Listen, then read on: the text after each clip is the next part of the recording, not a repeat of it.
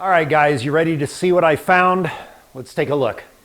All right, several of you guys called it in the last video, but that hydraulic tensioner there has just completely failed. And I think our bulk of our noise is just from that tensioner just bottoming out and snapping back and doing that over and over again.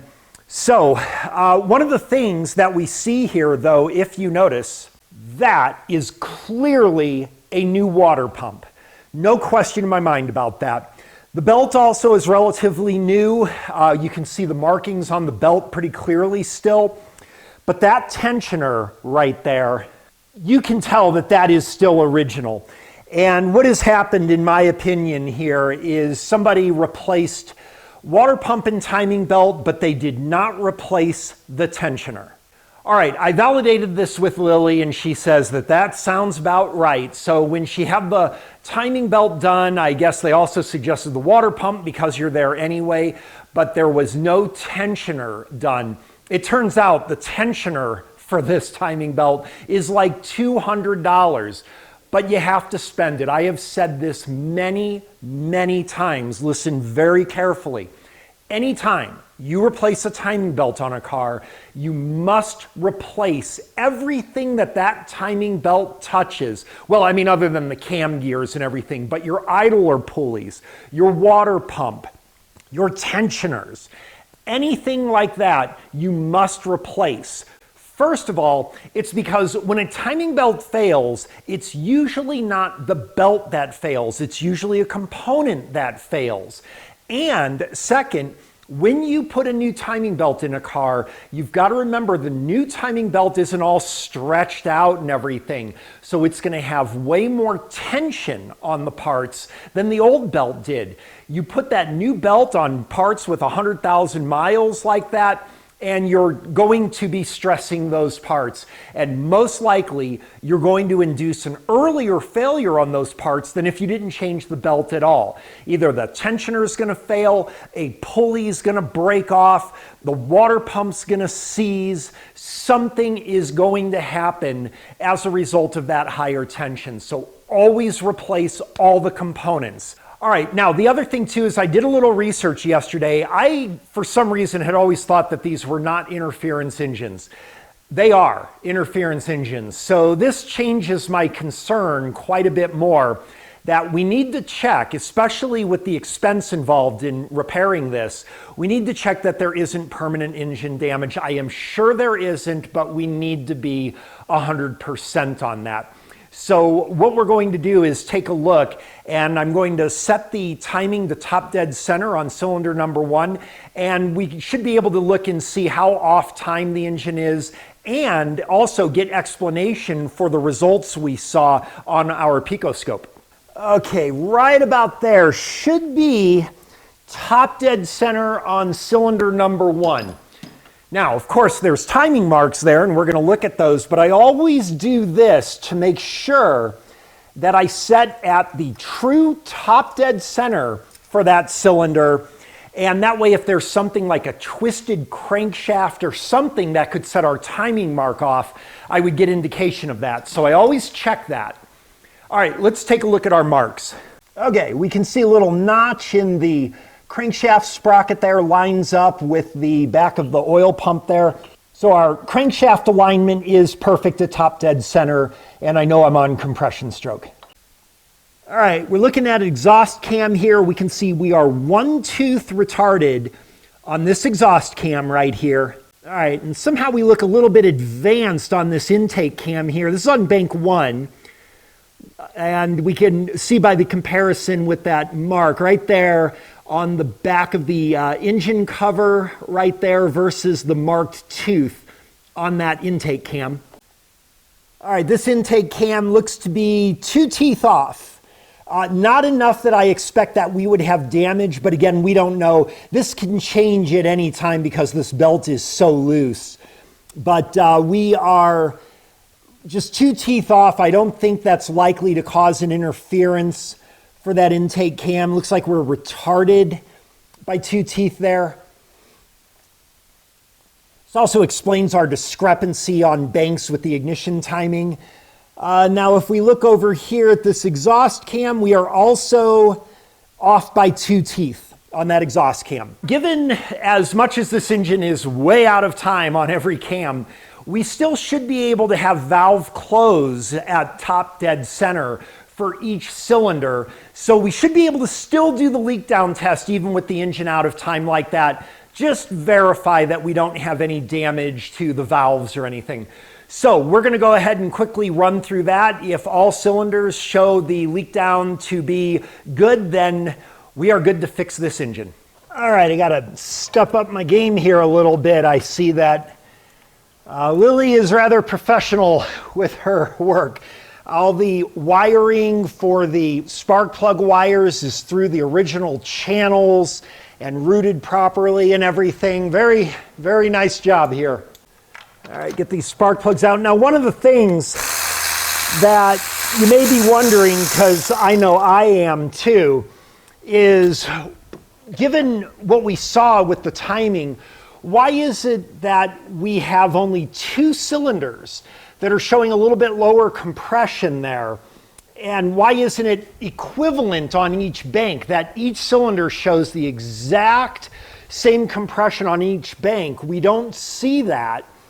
And I'm not exactly sure, but what I think it is, the only things that I think could cause that would be, of course, those valves are damaged, or more likely what I think it may be is variation with the crankshaft speed as we have less compression in that cylinder, so it's changing the crankshaft speed and giving sort of an artificial low reading on the next cylinder, maybe. The other thing is that there may be some evidence of that in some locations on that scope view. We did see that there was less variation in those cylinders with their compression than in other views. So while it's consistent, there's always lower compression in those 2 cylinders, the amplitude of that compression does seem to be a little bit variable. And I think it's just a variation with the crankshaft speed is my guess on that. But I do not anticipate we're going to find anything wrong with this engine. Let's see. Well, one nice thing with this super easy firing order on this, I can just go right through 1, 2, 3, 4, 5, 6. And do the world's fastest leak down on all cylinders here. All right, let's set this up where we can take a good look at it here. Okay, should be approaching top dead center number 1, and we have good leak down on number 1. Whoa, so the cam just turned on its own just a little bit because there's just not enough tension to hold that for a long time. Okay, we should just be able to work down the firing order and hardly have to turn this crankshaft. Okay, number 2, good leak down. All right, number 3.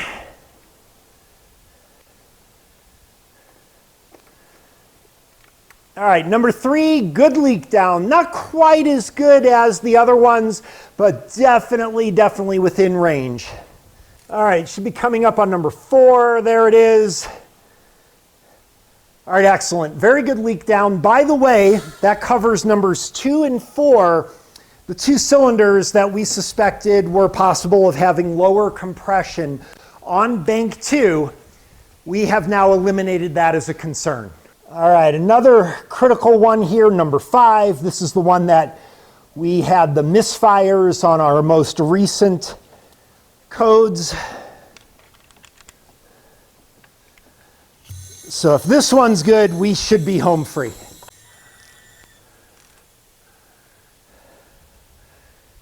All right, and it is good.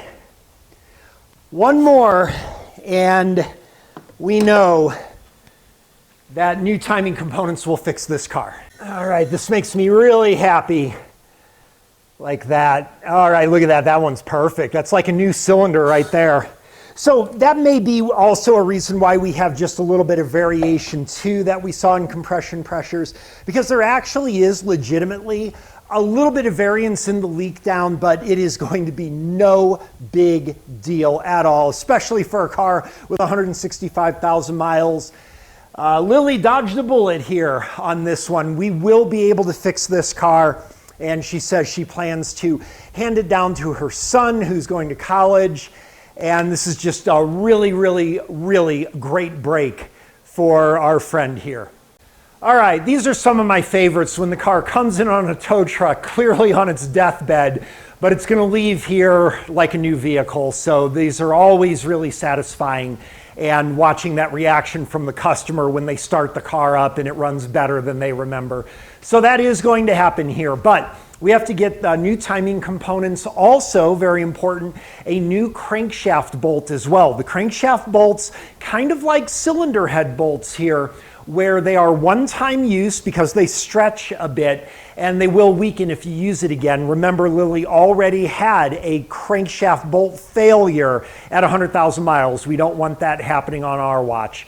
So I'm going to go ahead and get this engine back in time, put back together, and we'll come back and take a listen to the final fix.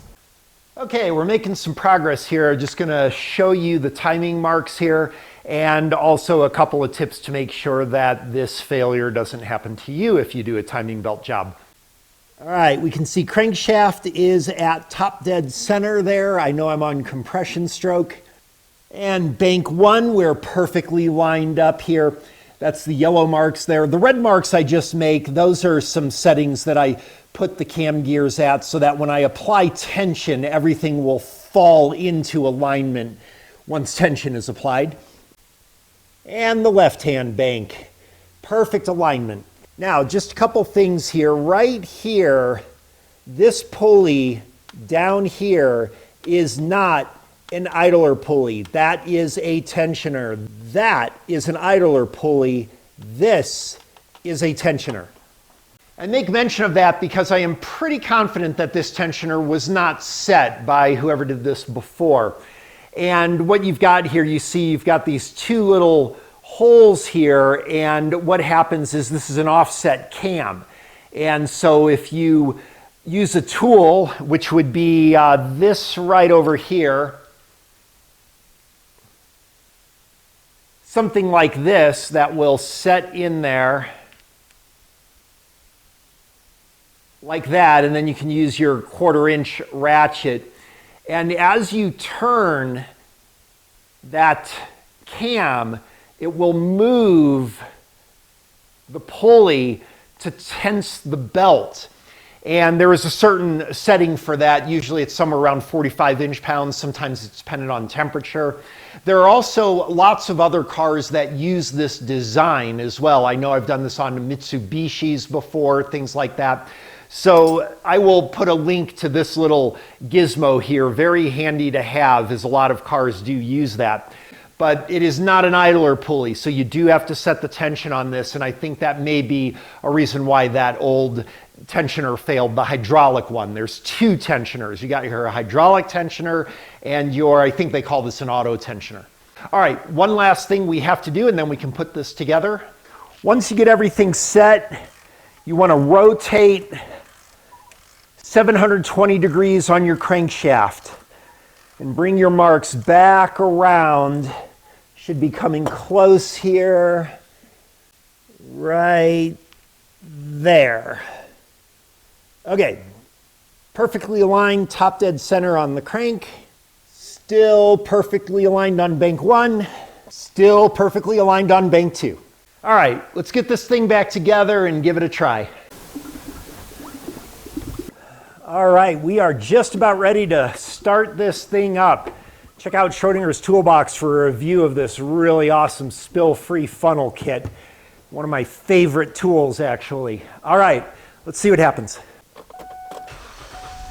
Oh, it starts right up, like I never took anything apart. Listen to that. What a difference.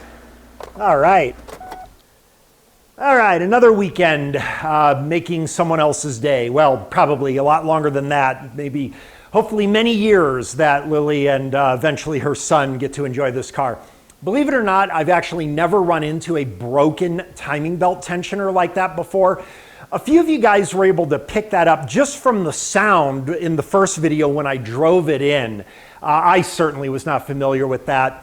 But the point of it is that being unfamiliar with it, using our brains, using our basics, using some technology, and most of all, using a scientific approach, we were still able to determine right where we wanted to go first to address this problem. So I can see where a lot of people, including myself at one point, would have taken off valve covers here, maybe take off an engine oil pan, something like that. But we knew there was a timing problem with this car, and that gave us our first direction, and that's the whole point. So whether you've got the experienced ear or not, it's actually, if you don't have the experienced ear, all the more important for you to be able to do some good diagnostics and save time. All right, we're going to go ahead and get this car back to Lily. That will conclude this series. I hope you enjoyed it. Don't forget, if you're not checking out Schrodinger's Toolbox, you're missing a good time. It's not what you expect from a tool review channel. You should really go check it out. I'll put a link in the description, and I will also put a link, as a matter of fact, to the little special timing tool that I showed you. You got to have one of those. Lots of cars use those. We'll also put one for this really cool funnel too. All right, thanks for watching. We'll see you next time.